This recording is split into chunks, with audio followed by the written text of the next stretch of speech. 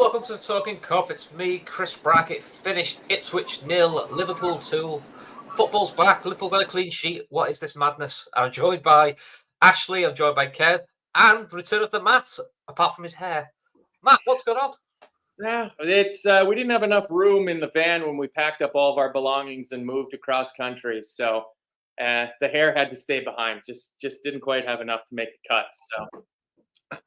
Well, something made the cut, that's for sure. We've been here all week, folks. Yeah, sadly, we know that's true. Anyway, sorry about that.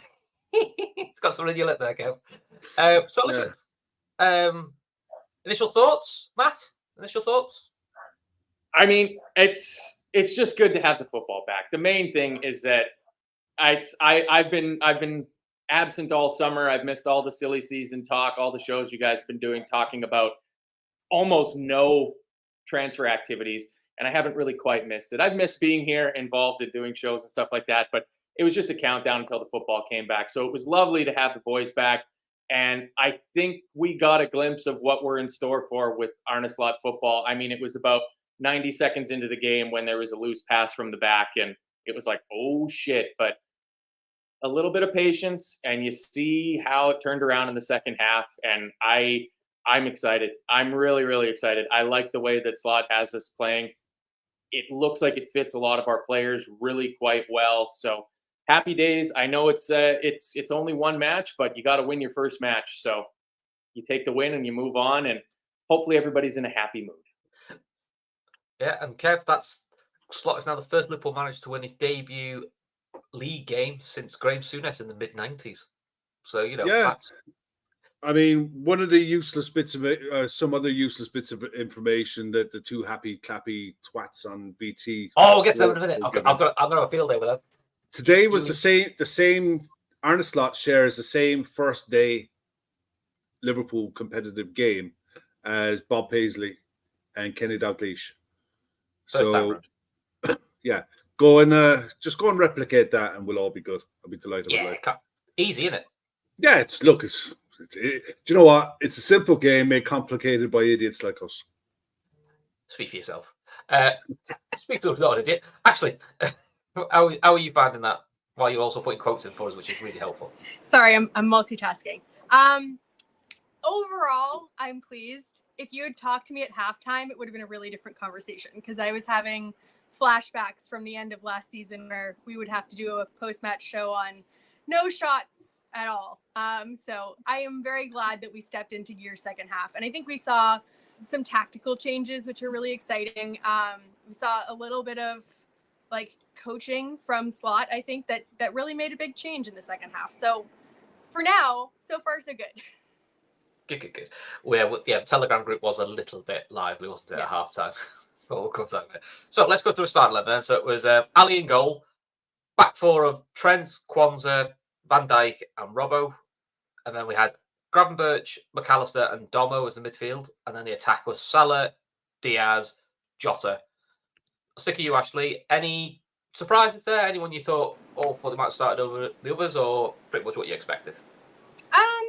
I think the only one that I was kind of iffy, or the two I was iffy about, was Szoboszlai going to start versus Elliott, or was it going to be Robbo or Tsimikas? I think he went with experience in both cases. I think they both performed pretty well. I do think that Kwanzaa getting hooked was probably the most surprising tactical decision of the entire game, though. Okay, cool. Matt, any surprises for you, or obviously your boy didn't get on the pitch? Yeah, I mean, I thought just off of the strength of his performances in the preseason that Harvey Elliott might get the start, but I mean, it'd be pretty hard to, especially on his second half performance, say that Dominic Szoboszlai didn't more than fill that role at the 10. Yeah, I mean, I believe it was Rajiv in the Telegram group that said that shows what Slot thinks of Tsimikas, the fact that Robertson, off the back of a little bit of a knock, comes right back into the starting lineup. But I think that's measuring Tsimikas quite correctly. Actually, I am not a very large fan of Kostas Tsimikas, though he did well when he came on in the second half. But yeah, I think the lineup, with the exception of if you played a double pivot of McAllister and Szoboszlai with Elliott on, but I don't know if Szoboszlai is going to be used in that position. So, yeah, it might be a hard scrap for that number 10 position. Okay. Kev, other than that, any surprise to you? I'm saying nothing about certain people not playing, but No, I thought, and it's a horrible thing to have to say, but the side picks itself.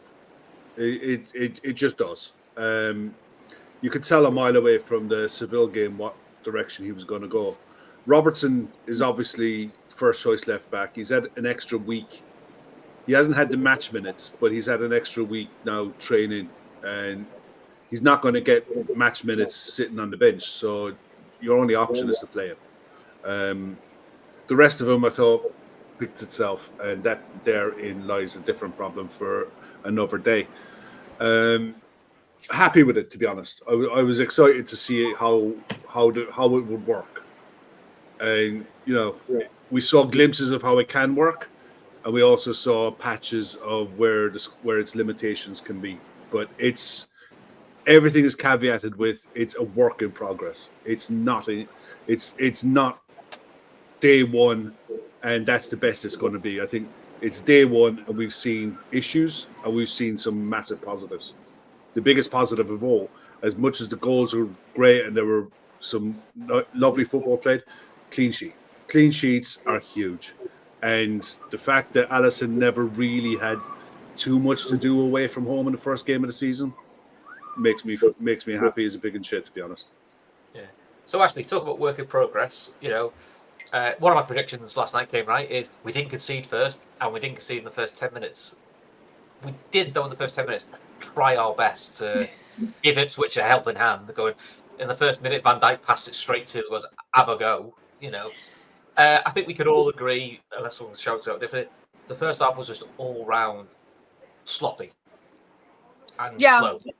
Yeah, I don't know what exactly the root cause of that was. I don't know if it was because Ipswich was bouncing and their fans were up for it, which they were. Or if it was because of our sluggishness, because of so many players just getting back and not really having a full preseason. But we looked like we were struggling to get out of first gear. I'll put it nicely. And it was a hard watch the first half. Yeah, I mean, Matt, you've got to give them credit though, because I thought Wes Burns, who was quite active all game, we'll come back to it, but himself, Omar Hutchinson, and Liam Delap, I thought they did cause us problems. They were tenacious in tackles, they were pacey, and they were backed up really well by the midfield too. And I thought Jacob Greaves at centre back played really well.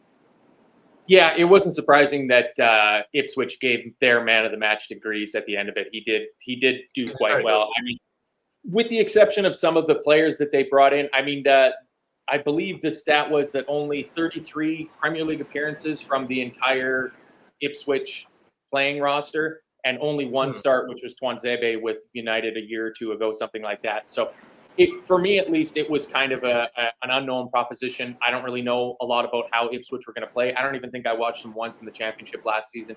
You hear a lot of talk about Kieran McKenna, especially when he was kind of being touted for that United job when it was possible that they were going to sack Ten Hag and whatnot.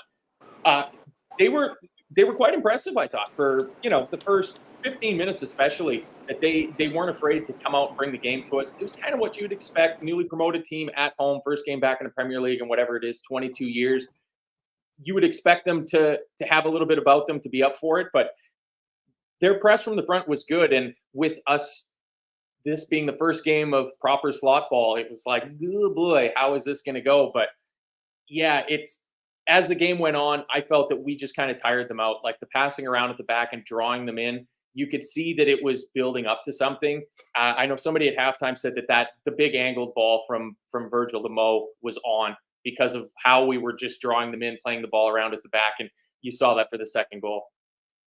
Yeah, I think so, Kev. I mean, the only thing you would say is, though, I did feel the most disappointing thing about the first half, more than anything else, is on the ball, it was so slow, it was pedestrian, it was all things we hadn't seen in pre-season. It was we basically caused our own problems with the giveaways, which was quite frustrating. I think one thing you could say from the first half, players were having to think about what they were doing, and it was telling. They were taking an extra touch when they needed to move it much faster. It's all well and good playing through the thirds, but to do that properly, you need to move the ball quicker, 1-2 touch, and move into the space that your mate is leaving behind you. It was simple things. The thing is about Ipswich, right? They've lost 10 games in 2 years in the league. So they bounced into the Premier. They lost 6 games in total last year, 4 the year before that. They're used to winning. They have a mentality about them, having just come up. And it's the same with every promoted side. I think they'll struggle. You'll see a thing after about 4 or 5 games. Once analysts and coaches start working out what they're trying to do and their patterns of play out from the back, they'll get found out and they'll have issues. But that, having the first 2 games up for them against Liverpool and Man City is probably a blessing in disguise because there's no expectation on anything. They gave it a massive go in the first half. They poured everything into trying to press really high up, force us into a mistake. And, we worked through it. We got through the first half, but it was clear as day that there had to be changes, be it tactical or personnel or both was what happened. But it was a game. It was a massive game of 2 halves because it was night and day the difference between the two. Yeah, I mean, actually, it's probably going. The positive side of it is, I think we all came at half time thinking, I think 0-0. I think Liverpool are quite pleased with 0-0 because they haven't actually played very well.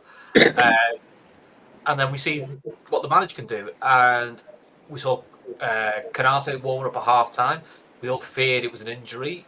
The more we're seeing is, unless something comes out next hour or so about slots, it does feel like Kwanzaa was a tactical change. Or, as Kev has theorised, maybe it's getting minutes into someone. But that change and he dropped Dominic Szoboszlai a bit deeper just gave us so much more control on the ball. Yeah, I think it was tactical in that regard. And I think it paid off immediately. I hate to see Kwanzaa getting the hook at halftime. I think Slot actually has previous for pulling players quite early in games if his tactics aren't being implemented or if they're not working against the opponent. So I don't think that's actually too far-fetched for him to be doing that. So it might be something that we see more of it. But yeah, I mean, as soon as the second half started, it was like the control in the midfield was there immediately, which it wasn't the whole first half. Like I was looking at that thinking, I thought the midfield was supposed to be this new kind of center of attention, and it felt like we were bypassing it for most of the first half. So to get that coming in on the second half, I think that made a huge difference. Yeah, I mean, I was supposed to be your quotes up you've got here from Arnie Slot. So he put, we have many good players. If you cannot find another one, we do not hesitate to do so. We showed them at half time that if you play 1v1 all over the pitch, don't play so many short balls. So, this is, he's renowned for being a short ball specialist, but this has also shown a bit of adaptability. And I said at half time, there's no need to speak about tactics if you lose so many duels. So again, that's putting Matt, even putting pressure back on the team is, win your battles. It's very old school, but you know what? Sometimes the old ways are always the best ways. Yeah, and I think for me, the person that encapsulated that the most, especially in the second half, was Ryan Gravenberch. I thought the work that he did in the middle of the park, like he was dropping to the edge of our box, even inside our box, and collecting the ball off of Allison and making a man miss and driving forward and getting 10, 20 yards up the pitch, getting his head up and spraying the ball out left or right, whichever way it needed to go. I was really impressed with it because it's obviously the question of who's going to play the 6. Are we going to sign a 6? Do we have that player in the squad if we're not going to bring somebody in to do it? And obviously Gravenberch got the call in that position today, and he's shown that he has the on-ball skills to do what presumably Slot wants out of that player. But it was just a matter of having that little body swerve or the little feint spin around the corner to get past that player. And I thought it made a huge difference. I was really impressed with how calm he was on the ball. He really seemed to have his head, on a swivel, 360 degree view around him. Wasn't getting caught out or anything like that with it. But the other option is sometimes you just pump it long, and that was also working as well too. Yeah, I mean, Kev, before we come to the goals, we did have a slight scare with a correct offside decision, which Jermaine Genius came up with the classic line of, why is he putting his flag up so early? That's so tight, although I do think it's offside, and it was. I think if the offside's not given, I think they're giving that penalty all day long, aren't they? They are. Look, it was more good forward play than poor defending because it would have been a really slight touch on him. But once you got beyond Virgil, any slight contact and he was always going over. But yeah, it was offside, and that's the end of the debate as far as I'm concerned. But for all of the efforts they had in the first half, like they had a header from a set piece, Ali smothered. Then they had another effort that he saved. In general, for how bad we were in the first half, we never got cut open. It wasn't a case of we were running around like headless chickens. We were fairly organized off the ball. That defensively we were okay. It was the option, and Slotter's already said, if the option to go along is there, it didn't go. And Mo got in a couple of times. He just couldn't get the ball out of his feet. And his fullback for the first half really did okay on him. But in general, the only real talking point in the first half was should Ipswich have been down to 10 men? Well, just to give you an update, I don't know which view you guys had. I was watching our mates at TNT, and the quote from Joe Cole, ex-Liverpool player and all-round bell end, was, I think the referee got it right. The guy was just being a little bit cheeky. To which, to be fair, the lady who's the presenter went, but isn't that deliberate handball? Peter Grimes goes, yes, it is. So it's not cheeky. It's a second yellow. Most obvious second yellow you've ever seen in your life. But apparently because it's cheeky, it's okay. So Ashley, Yeah, I'll let you. Do you want to take that one? I mean, I certainly thought it was deliberate. There was definitely like hand to ball action. I know a few people in the chat were saying, well, maybe the ref didn't see it, but I personally think he saw it and just decided, you know what, it's the first game of the season. We're not going to be giving a red card for that, which for me is a mistake. If you want to set the tone, you want to set the tone. But I think he made a judgment call there and just let it go, which, is annoying. And I definitely think he should have gotten a second yellow for it. But it's like that, you don't want to spoil the spectacle of football, and, we don't want to be criticising these referees because that would just be cruel, wouldn't it? I want to criticize him. I mean, to be fair, I think this is one of the first times we've had Tim Robinson as the ref. It's just another baldy guy. He's a little more male patterned than straight shaved right down to the skin baldy. But I thought he was all right. I mean, the handball was just bad. Like, to me, I know that VAR is not supposed to get involved in yellow card offenses, but if it's a second yellow card, then that makes it a red card, which shouldn't VAR be getting involved in that? And I'm almost certain towards the end of last season, we had VAR. I think it's straight when it's supposed to get involved in, isn't it? Yeah. So I'll take that. I mean, if that's the level of refereeing that we can expect, if it's going to be consistent, and I know it's not going to be, I would be okay with that because I didn't feel that there was huge swings in what he was blowing up for fouls, like some of the obstruction and pulling and stuff like that. So I think it was Kwanzaa had a header from one of our corners in the first half that he put just over the bar, but they blew it for a foul. He had both of his hands out, a little shove in the back, the sort of thing you've seen let go for years and years and years. If they're going to call that, fine, just call that. The little niggly fouls, like I thought there was a ton of fouls, like 20 yards either side of the halfway line. And he was calling those. That's fine. Fine. You just call that. But the handball, I can't understand it. But yeah, heaven forbid that we have a red card in Ipswich's first game back in the Premier League in 22 years and they end up on the wrong side of a drubbing because narrative, blah, blah, blah, blah, blah. Exactly. But let's talk about the positive stuff, the goals. Because to be fair, Kev, before Jota scored, I think we had Diaz and Jota both miss sitters. Let's be fair.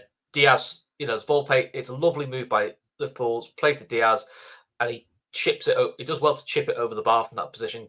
Does get a touch on the keeper afterwards, but he's already making the shot, and he's not trying to chip it that hard because the keeper coverage is just a poor finish. And then probably the most surprising one was Diego Jota 6 yards out, heading it wide. Yeah, from the start of the second half, we started to move it faster. And when you start moving the ball faster with players who probably, they emptied the tank in the first half, you get more space. When you get more space and you've got quality players, you can pick better passes and you create chances. That's what happened. And it all started in 54 minutes. It would have been a hell of a finish, even from there, because his body position was all wrong. The keeper was coming right at him. He needed to try to take a touch and go around him. It was harder to chip him from there. The second one, Jota's header, that was an inch perfect cross. That was begging to be buried, and there was a couple of instances as well where there was one pass played by Gravenberch that put someone through, and there was another pass that Szoboszlai put someone through. But the first goal, you could tell it was coming. And once we had that, it was literally like a cloud was lifted, because up until that period of play, we were a shell of what we know we're capable of doing, irrespective of who the manager is or irrespective of what the new system and tactics is. You start moving it faster, you start playing better. And we saw it with our own eyes. And ultimately, when the goal came, it was, Jota deserved it. I thought he played reasonably well. But it was all about Salah. Salah slipping him in. And it was a lovely finish. And I was just so relaxed after that because Ibu had locked everything up at the back. I was really at 1-0. I was just that's game. That was it. It was just a case of sit back, relax, enjoy the rest of it because we started to move through the gears. And welcome to the Premier League. Aye. So before we go to the next goal, let's talk about our sponsor. We've got football prizes. Details are in the description below. The current offer they're doing at the moment is $3.95. There's 499 tickets available, and the close date for this is Tuesday, the 20th of August, and gives you a chance to win a framed Luis Diaz and Dominic Szoboszlai shirt, both signed. So not a bad prize. And our two charity sponsors, details are across the bottom there, are Fan Supporting Food Banks in Liverpool and the Lighthouse Cafe in Dublin. We're still aiming to get 10k between the two of them, so 5k each. So again, if you can give, details are in the description below. If you can't, please share it amongst friends, family, WhatsApp groups, and let's try and get to the 10k target. Matt, Mo Salah just loves the opening day of the season, doesn't he? That is now 9 goals in opening days of the season, which is now a new Premier League record. He's ahead of Shearer, ahead of Lampard, ahead of Wayne Rooney, and he has got a goal or assist in every opening game that he's been involved in with Liverpool. Not bad, is he? Yeah, I mean, that's a good way to get off the mark because this is what he's going for his 8th season of 20 or more goals for Liverpool. The consistency from him is just outstanding. As somebody had said there in the chat that he's showing James Milner levels of fitness about him. I mean, he might even be pushing that James Milner bar. Like it's unreal, but he looks up for it. Like I think having the whole summer being back in early for the preseason has probably really, really helped him to settle into this team. Obviously, he's going to be the focal point of our attack because he's the main man for us. Until he's no longer with us, he is going to be the main man for us going forward. Like his vision for the pass to Jota is fantastic. You can be greedy in that situation, especially when you're such an opening day goal merchant like Salah is.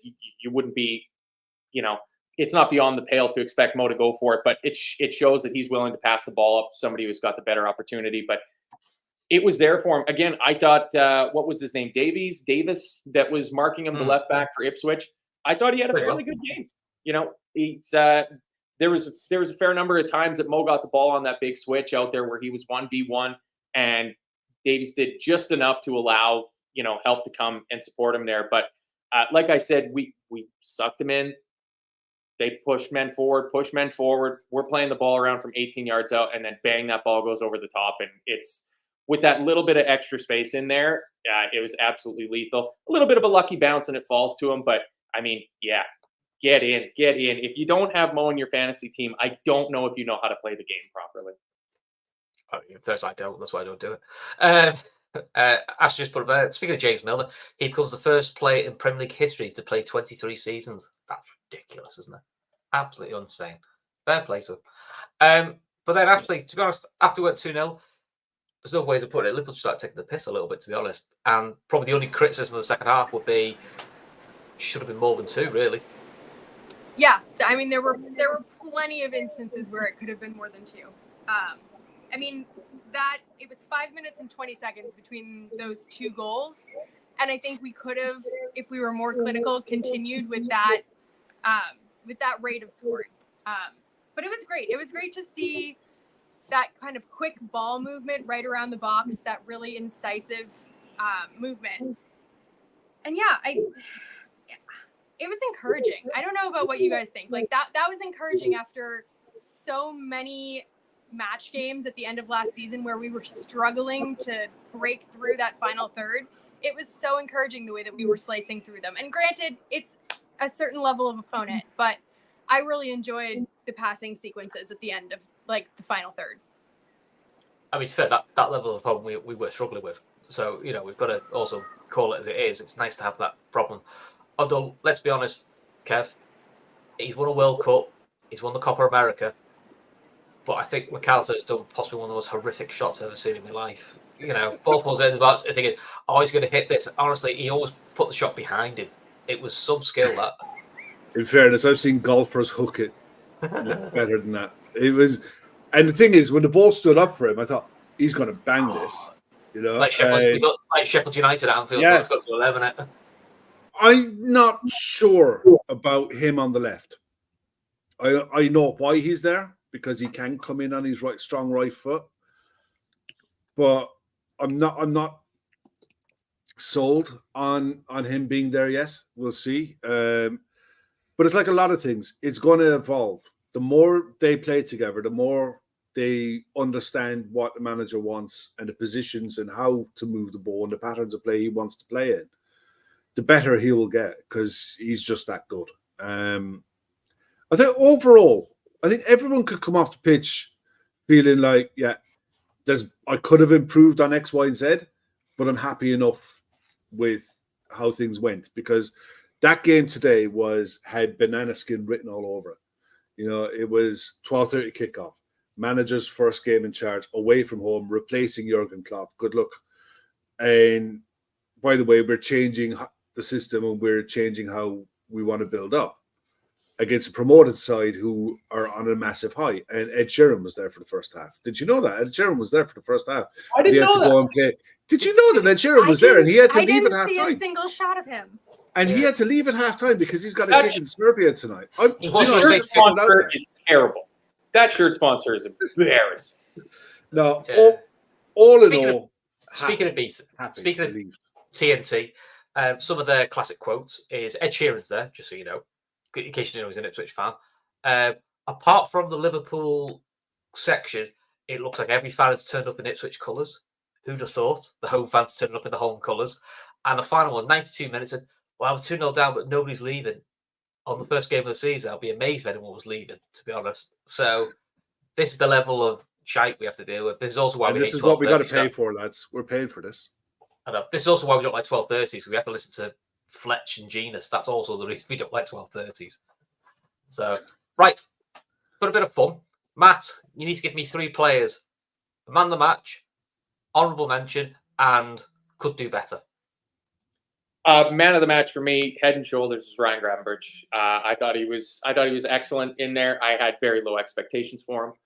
It was good to see him play the 90, because I don't know if he managed a 90 last season, or if he did, it was a very rare occurrence for him to play the full 90. So I quite like that.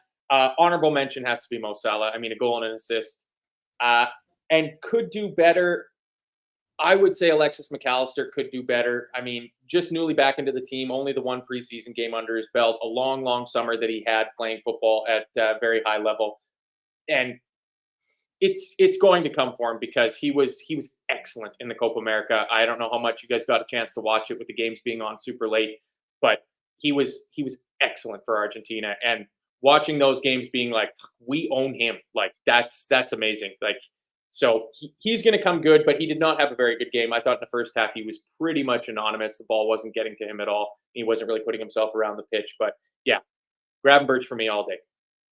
Cool. Ashley, who are your three? I think it's hard to not give it to Mo. I know we always kind of say like everyone except Mo, but I'm going to give it to him for, breaking his 300th bajillionth record. I think I agree with who could do better with McAllister. I thought he kind of looked a little bit like he wasn't quite on board with the system and where he was supposed to be for the next pass. Like, I think he'll get there for sure. And then I think Luis Diaz did well. I think he's an honorable mention. I liked his energy. I liked the way that he was taking on his man on the outside. He even had like a few fancy flicks at the end that got the fans cheering. So I think I'd go with those three. Kev, who are your three? For me, Salah's man of the match. Not just for the goal and the assist, but I thought his overall play was really good as well. Honorable mention. I'm torn between two because for the first half you couldn't. You couldn't have one. Second half, Dom Szoboszlai. Fair enough. So the way he was when he dropped deeper, some of his passing was brilliant, but his ability to be able to restrain himself from getting ahead of the ball at times, offering that extra option for a pass, really enjoyed that. And again, could do better, will do better is Jarrell Kwanzaa. I thought he was fine first half. He's solid enough, but I think physically he's going to, the Liam Delaps of this world, he's going to have to physically develop when he's to deal with these kind of players and be more aggressive. But that'll come with time. He's literally, I hate saying it, he's still a growing lad, but you could tell the difference in physicality when Ibu came on, and Kwanzaa isn't by any stretch a poor player. So there's a lot of things he does really well, but the physical side of the game he's going to have to improve on. But that'll come with time, no doubt in my mind. But overall, delighted with the win, delighted with the clean sheet, and the slot era is up and running. Happy days. Cool. I'll go man of the match, Jota. I thought he was probably the most rounded. Honourable mention, I'll go for Mo, and could do better. I can't say TNT. Probably Andy Robbo. He just looked off it, but I don't think he's fully up to speed yet. I'm sure he will be fine, but he looked probably a little bit off it. I thought he improved second half. Cool. So before we go, two more things. One thing I would just wanted to say. I don't know if anyone noticed it. In the first half, every single corner, and we had a lot of corners in the first half. Every single one of them was an in-swinger. I was thinking back to the preseason, and we all spotted it in preseason where the outswinging corners we lined up in a certain way. It wasn't until the start of the second half that we saw that. I just thought a bit odd for me. I understand why you want to put the keeper under pressure and what have you, but Ipswich had two big, strong centre halves to deal with anything that was coming in and around the ball coming in and around the keeper. We never looked like we threatened them once with anything in that area of the pitch. I thought that's something that's got to improve. The set piece delivery and attacking set pieces, because we physically are a big side. Contrary to popular belief, we have some good headers of the ball. So that's something definitely to work on going forward. It was interesting with that because they tried multiple different corner takers and multiple different routines. So it did look like they were trying new things, but nothing quite came off. I mean, we very, very rarely got an LFC head on the end of any of those corners. I love O'Shea's reaction there. That's brilliant. So, one for us all to go together, and then we're going to let Matt have free reign on what he thinks of the summer so far, because to be fair, we've all had our say, apart from Matt. Just before kickoff, probably about 40 minutes before kickoff, Paul Joyce, Oracle that is Liverpool football, said Joe Gomez was not in the squad as he's assessing his options, which actually felt like an odd time for that news to break, But for it to break, and let's be honest, Paul Joyce must have been briefed by somebody at Liverpool for that to get out.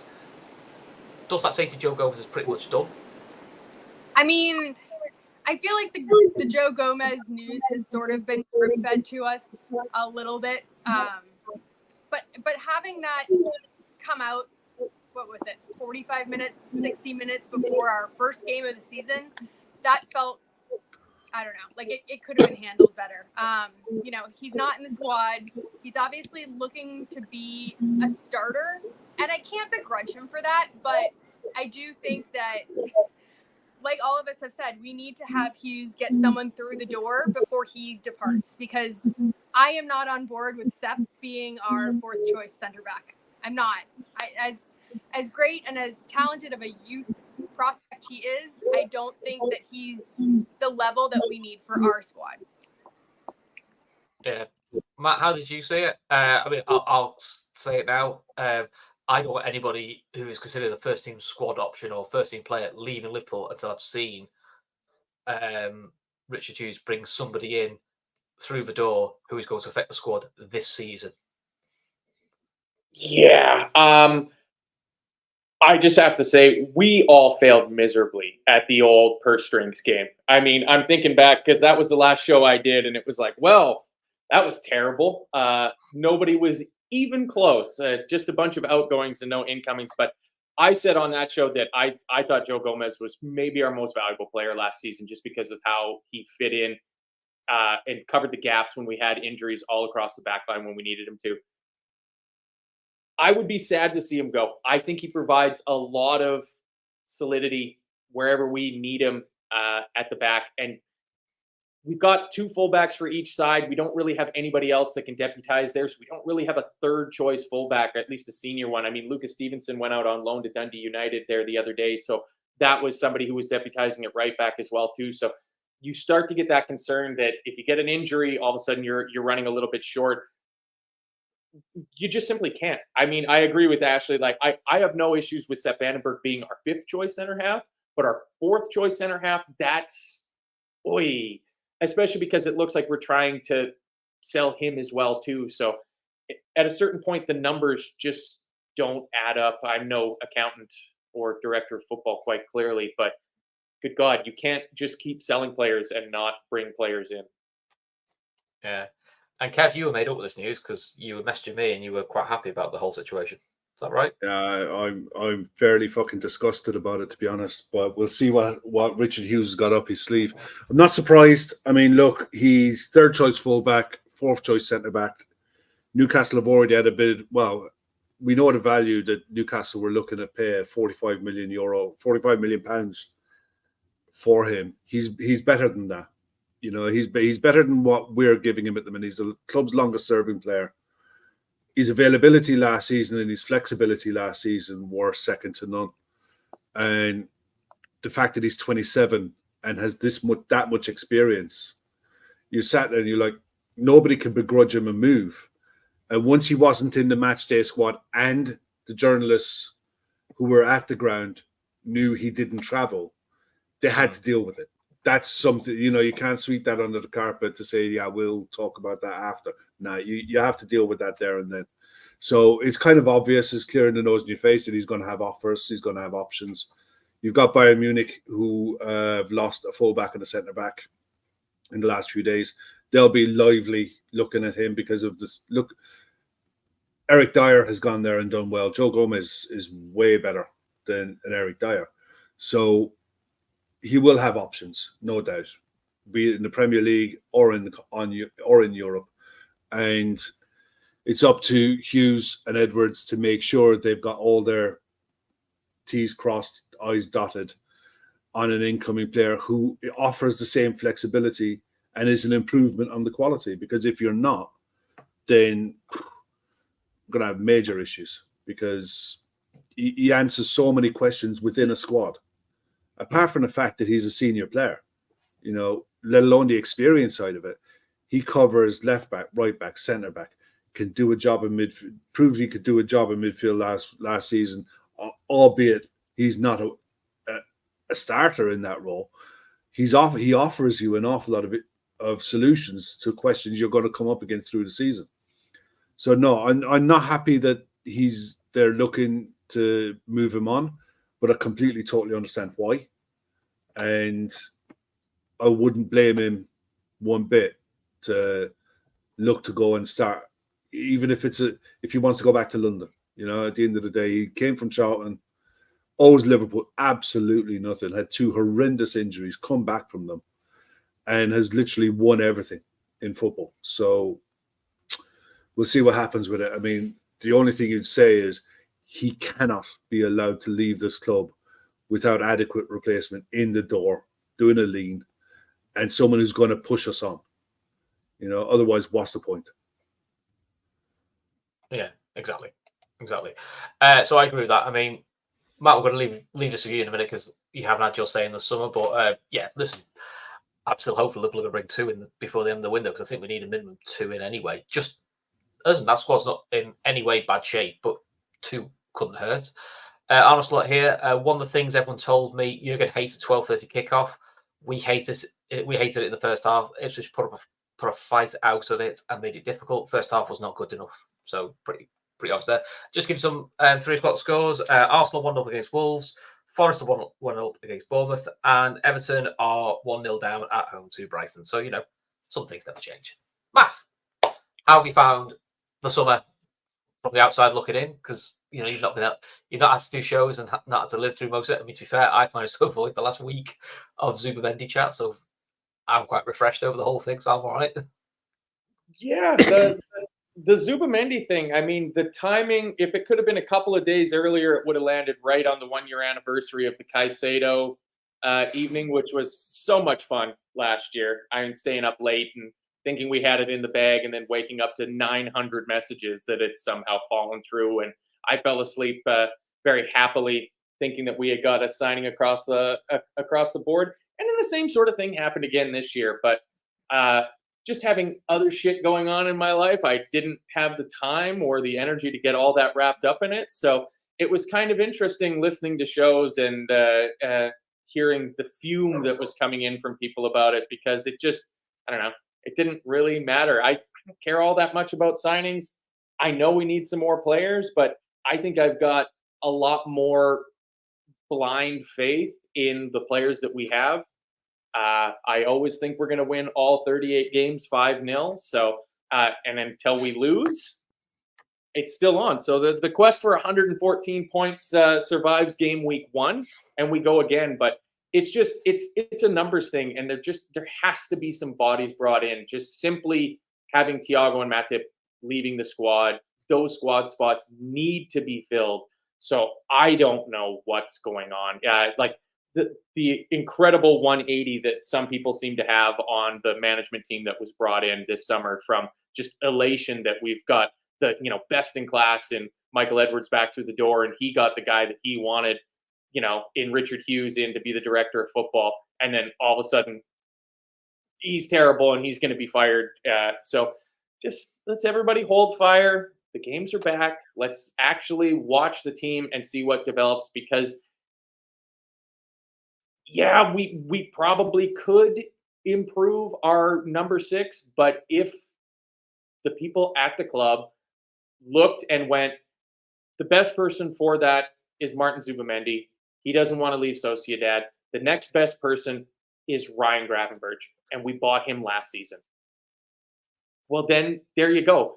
Maybe we made that number 6 signing that we're all clamoring for. Maybe we made it last summer, and people just don't see it yet because Gravenberch didn't really have that breakout season. So maybe this is the season for him to flourish in that spot. It's entirely possible. It might not happen as well too, but just calm down. Everybody just calm down. Do like Garmack says, just hit the little like button. Just hit the little like button. What's not to like? The team's back. Everything's going good. And there's so much change around the squad just simply because Arne Slot is in instead of Jurgen Klopp, that it's going to be different. And I can understand that people are going to be weirded out by the changes, but just watch the games. Look at how we played in the second half. Looked pretty damn good. People the Mouse is asking thoughts on Tijani Reinders from AC Milan. I can't say I watched him from Milan last year, I thought he was quite tidy for the Dutch at the Euros in the summer. Is he better than an option that we currently have? I don't know. Maybe not. Yeah. I think that's what Gav's mentioned that he quite likes to look up. Just to give you an update, Newcastle are down to 10 men. Fabian Schär's just headbutted Diaz of Southampton, so it's nice of him. An opening match headbutt. I know. That's very Nunes of him. I know. Oh well. And we had no Nunes madness either, which is also a good thing. So yeah, right. So for the rest of the week, I'll be back tomorrow with Fat Back 4, and then we're pretty much then full steam ahead. So if you like what we do, please subscribe, become a member. It's how much is the membership now, Matt? You know the top of your head. I think it's $3.99 of whatever currency you're in, because I'm pretty sure mine is $3.99 Canadian, which is a steal for anybody that's paying $3.99 in euros or pounds. So everybody else is $3.99. For Matt, it's about £1. That's what it pretty much converts at. So you get for having a weak currency, baby. So we've got all that, and then you three will be back next Sunday, I believe, for the Brentford game. Is that correct? I won't be because I might be working, but we'll see. I won't be because I'll be sat in Anfield, but I'll wave to you from there. Yeah. Cool. Right, before we go, anything else you guys want to add before we go? Just one thing. Who was that guy that came on today for Ipswich? I thought it was Dominic Calvert-Lewin. Which one? I think it was harness racing, maybe? Somebody like that. They brought a sub on, and I thought it was Dominic Calvert-Lewin. I haven't been paying enough attention. Marcus Harness. Marcus Harness. Yeah, it looked like a little mini Dominic Calvert-Lewin. Yeah, I'm looking forward to watching Match of the Day for the first time in Yonks, because normally opening day of the seasons with a new manager, you just can't watch it. I'm very much like that. I can't watch Match of the Day if we lose or draw. I just can't. The thought of Alan Shearer gloating, it just goes through my soul. So I'm going to look forward to watching that tonight. Yeah, with a few cans. Hopefully, we can watch Alan Shearer when Newcastle get beat. Hopefully, going down to 10 minutes would be hilarious. When he'll try to tell you a headbutt's fine, it's not a red card offence. But he would know. Well, he would know he got away with kicking us all in the head. Yeah. So, Ashley, anything else from you? No, I just hope that the next time that we all chat together, there's some signings through the door. Yeah, please God. Well, yeah, please God. Just make our 4 lives a bit easier, wouldn't it? Cool. Right, until then, take care of yourselves, and we'll see you all very, very soon.